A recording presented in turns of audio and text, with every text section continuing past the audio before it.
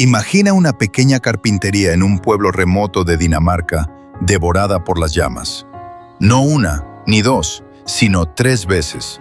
Imagina a un hombre que lo pierde todo: su negocio, su esposa, su seguridad, y decide que su única salida es tallar patitos de madera para que sus hijos no mueran de hambre. Esta no es la historia de un juguete colorido, es la crónica de una obsesión que sobrevivió a la Gran Depresión, a una guerra mundial y a una quiebra inminente en el siglo XXI. ¿Cómo es posible que unos simples ladrillos de plástico tengan el poder de sentar a la mesa a las franquicias más grandes de Hollywood y al mismo tiempo salvar a una empresa que estaba a semanas de desaparecer? Esta es la anatomía de un imperio construido pieza por pieza, sobre las cenizas de la tragedia y la visión de una familia que entendió que el juego no es solo diversión, es el lenguaje universal de la humanidad. Prepárate, porque lo que estás a punto de ver no es un comercial de juguetes, es una lección maestra de resiliencia, innovación y supervivencia empresarial extrema. Billund, 1932. El mundo se desmorona bajo el peso de la crisis económica y Ole Kirk Christiansen, un carpintero meticuloso, ve cómo sus pedidos de escaleras y tablas de planchar se desvanecen. En el silencio de su taller, rodeado de serrín y deudas, Ole toma una decisión que sus vecinos consideran una locura: dejar de fabricar objetos útiles para fabricar objetos para soñar. Empieza a crear juguetes de madera con una calidad obsesiva. Solo lo mejor es suficientemente bueno, se convierte en su mantra, no por marketing, sino por una ética inquebrantable. El nombre nace de la contracción de Leg Gott, que significa juega bien.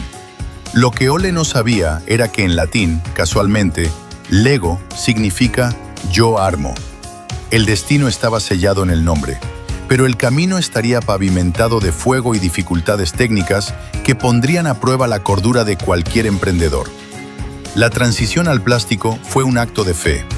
En 1947, Ole adquiere una máquina de moldeo por inyección de plástico, la primera en Dinamarca, que costaba una fortuna equivalente a los ingresos de un año. Sus hijos dudaban. El plástico se sentía barato, sin alma frente a la calidez de la madera. Sin embargo, Ole vio algo en los Automatic Binding Bricks. No eran solo bloques, eran una promesa de expansión infinita. Pero había un problema técnico masivo: los bloques no se pegaban. Si construías una torre, se caía al menor soplo.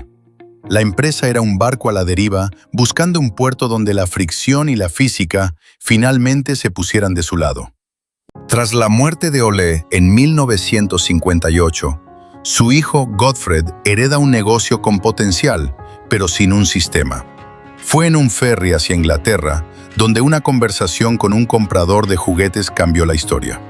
El comprador se quejaba de que los juguetes no tenían sistema.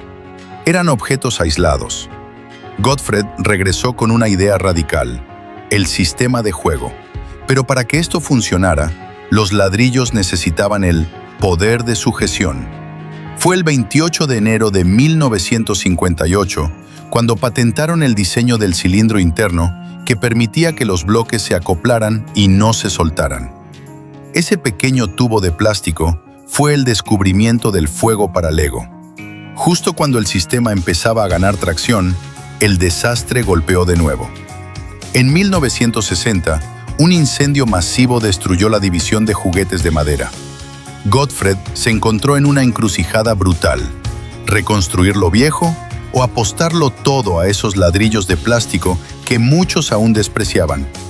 En un movimiento de liderazgo audaz y arriesgado, decidió abandonar la madera para siempre. Fue un cisma familiar y empresarial. Lego se convirtió en una empresa de un solo producto, una apuesta de todo o nada que los obligó a innovar en el diseño de una manera que el mundo nunca había visto. La expansión internacional no fue un camino de rosas. En los 60 y 70, Lego tuvo que convencer a los padres de que el plástico era educativo. Pero la verdadera decisión que alteró su ADN fue la introducción de la minifigura en 1978. Antes de eso, Lego eran edificios vacíos.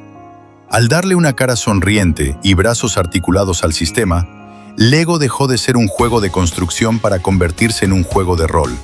El niño ya no solo construía un castillo, él era el caballero defendiéndolo. Esta humanización del plástico disparó las ventas a niveles estratosféricos y creó una conexión emocional que blindó a la marca durante décadas. Pero el éxito trae complacencia. En los años 90, la empresa tomó una decisión que casi los destruye: intentar estar en todas partes. Ropa, videojuegos, parques temáticos y relojes. Lego se olvidó de su esencia. Empezaron a diseñar piezas tan específicas que solo servían para un modelo, rompiendo la regla de oro de la compatibilidad universal. Los costos de producción explotaron y la creatividad se asfixió en un mar de piezas únicas que no encajaban en la visión original de Olé. El gigante estaba creciendo tanto que sus propios cimientos de plástico estaban empezando a agrietarse bajo el peso de la arrogancia corporativa. A pesar de los nubarrones, la marca logró hitos increíbles. La creación de Lego Technic abrió el mercado a los adolescentes y adultos, introduciendo motores, engranajes y neumática. Ya no eran juguetes, eran ingeniería a escala. La marca se convirtió en un fenómeno cultural. Se estima que hay 62 ladrillos Lego por cada persona en el planeta. La logística se volvió una obra de arte. Las fábricas en Dinamarca, México y China producían millones de piezas con una precisión de micras. Si un ladrillo de 1958 no encajara con uno de 2026, el sistema fallaría. Esa precisión suiza aplicada a un juguete danés fue la base de su dominio mundial. El crecimiento no fue solo físico, sino intelectual. Lego empezó a colaborar con el MIT para desarrollar Mindstorms, llevando la robótica a las escuelas. La empresa se convirtió en un sinónimo de inteligencia. Sin embargo, en el fondo de las oficinas de Billund, los contadores empezaban a sudar frío. Los ingresos subían, pero los beneficios caían en picado. La empresa estaba perdiendo $1 millón al día. El crecimiento se había convertido en un cáncer de complejidad que nadie sabía cómo extirpar sin matar al paciente. 2003, el año del abismo. Lego anunció las pérdidas más grandes de su historia. Estaban a semanas de la bancarrota. Los bancos estaban listos para liquidar la empresa. El problema era claro. Lego había perdido el contacto con los niños. En un intento de ser modernos, habían eliminado los ladrillos básicos por piezas grandes y prefabricadas. Los niños se aburrían. El análisis de mercado decía que los niños de la era digital no tenían paciencia para construir, pero estaban equivocados. Jürgen Vig Knudstorp, un joven consultor que se convirtió en CEO, tomó el mando con una frase lapidaria: "Estamos perdiendo dinero porque fabricamos cosas que nadie quiere comprar". La purga fue dolorosa. Knudstorp recortó el número de piezas únicas a la mitad, vendió los parques Legoland y cerró divisiones innecesarias. Fue un regreso a la disciplina militar, pero la verdadera crisis era de identidad. ¿Podía una empresa de juguetes sobrevivir en el mundo de PlayStation y YouTube? La respuesta fue un sí rotundo, pero solo si aceptaban que su mayor activo no era el plástico, sino su comunidad. Fue en este momento de vulnerabilidad cuando Lego decidió hacer algo que antes estaba prohibido: abrir sus puertas a los fans adultos y a las grandes franquicias de cine. La apuesta por Star Wars fue el salvavidas, pero también una droga peligrosa. Lego dependía de los estrenos de cine para vender. Si la película fallaba, Lego fallaba. La tensión era insoportable. Los diseñadores tuvieron que aprender a equilibrar la creatividad propia con los manuales de marca de Disney y Warner Bros. Fue un baile con el diablo que terminó salvando a la compañía, pero que obligó a una reestructuración total de su modelo de negocio. La crisis no se superó con marketing, se superó con logística, austeridad y volviendo a escuchar el clic de dos piezas uniéndose. El renacimiento de Lego es uno de los turnarounds más espectaculares de la historia corporativa. Con la llegada de The Lego Movie, la empresa pasó de ser un fabricante de juguetes a ser una potencia de medios. Ya no pedían permiso para entrar en la cultura popular. Ellos eran la cultura popular. La consolidación vino de la mano de la personalización.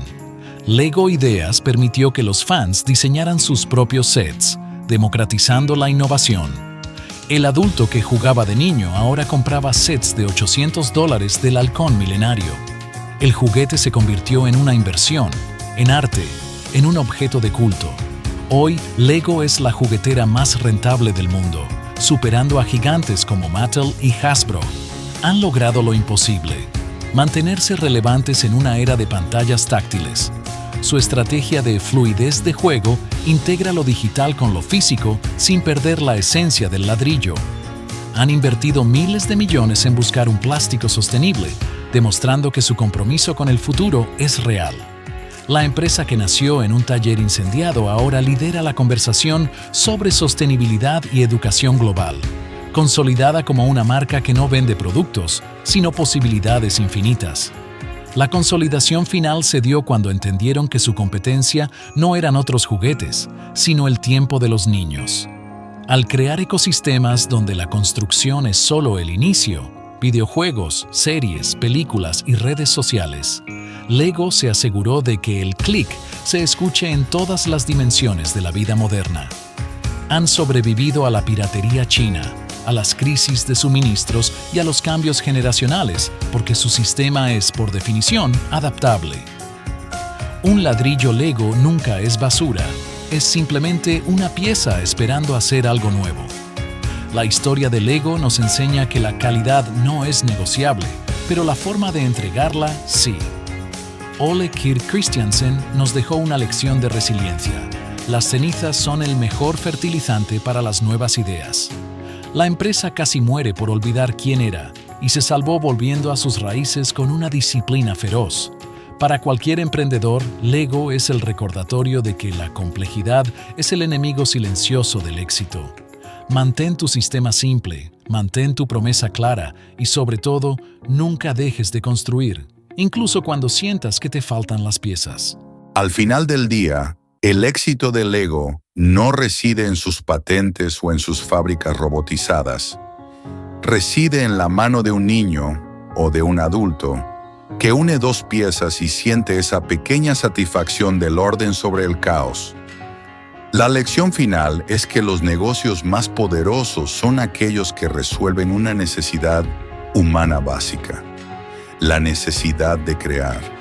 Si logras construir un sistema donde otros puedan proyectar sus propios sueños, habrás creado algo que, al igual que el plástico de Lego, tardará siglos en desaparecer.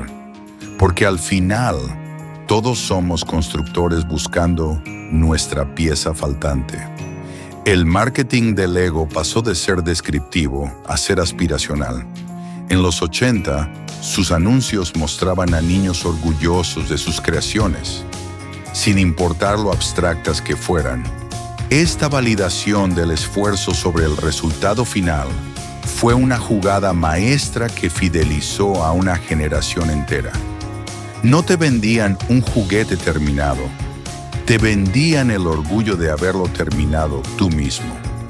Esta psicología del efecto IKEA, aplicada décadas antes, es lo que hace que un set de Lego tenga más valor emocional que cualquier figura de acción estática.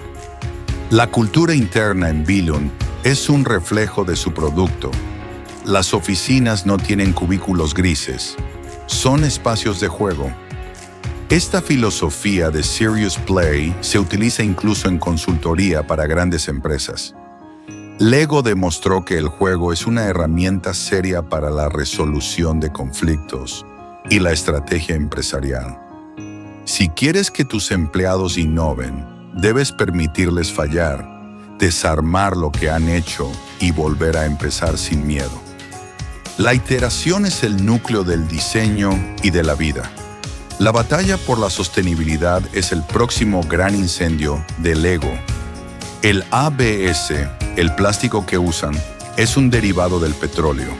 Cambiarlo sin perder el poder de sujeción es un desafío de ingeniería titánico. Han probado con caña de azúcar y botellas recicladas. Es una carrera contra el tiempo para que su legado no sea una mancha en el medio ambiente, sino un ejemplo de cómo una industria pesada puede transformarse en una economía circular. El fenómeno de los AFOL, Adult Fans of Lego, es un pilar de su estabilidad actual. Estos coleccionistas mueven un mercado secundario millonario donde sets antiguos se revalorizan más que el oro. Lego supo capitalizar esto creando la línea Icons o Architecture, reconociendo que el juego no tiene fecha de caducidad. Entendieron que el adulto que compra Lego no está comprando un juguete, está comprando un momento de paz mental, una meditación táctica en un mundo digital ruidoso. Los errores tácticos también fueron lecciones. La línea Galidor en los 2000 fue un fracaso absoluto porque se alejó demasiado del ladrillo. Intentaron imitar a las figuras de acción de la competencia y perdieron su identidad. La lección fue clara. Cuando intentas ser alguien más, pierdes a los que te aman por quien eres. Lego aprendió que su ventaja competitiva es el ladrillo, y cualquier producto que lo esconda está condenado al fracaso. La expansión hacia China y los mercados emergentes ha sido un desafío de propiedad intelectual. Durante años, marcas clonadas inundaron el mercado. Lego no solo luchó en los tribunales, sino en la calidad. Demostraron que la seguridad del material y la precisión del encaje valen el precio premium. En un mundo de productos desechables, Lego se posicionó como el estándar de la herencia, juguetes que pasan de abuelos a nietos. El futuro de Lego está en la convergencia. Con la inteligencia artificial y la realidad aumentada, el ladrillo físico cobrará vida. Imagina construir un dragón y que, a través de tus lentes de Ra, este empiece a escupir fuego y a interactuar con tu habitación. Pero incluso con toda esa tecnología, el núcleo seguirá siendo el mismo clic que Ole Kirk Christiansen perfeccionó en su taller. La tecnología cambiará, pero la mano humana y la curiosidad por encajar piezas son eternas. Concluimos este viaje por la historia de Lego con una imagen poderosa, un ladrillo rojo solitario. Ese pequeño objeto es el testimonio de que ninguna tragedia es definitiva. De la carpintería quemada a la cima del mundo, Lego nos enseña que el éxito no se trata de no caer, sino de tener las piezas correctas para reconstruirse. La próxima vez que veas un Lego, no veas solo plástico. Mira una historia de 90 años de resistencia, una herramienta de libertad creativa y, sobre todo, el recordatorio de que tú también puedes construir tu propio imperio, pieza por pieza.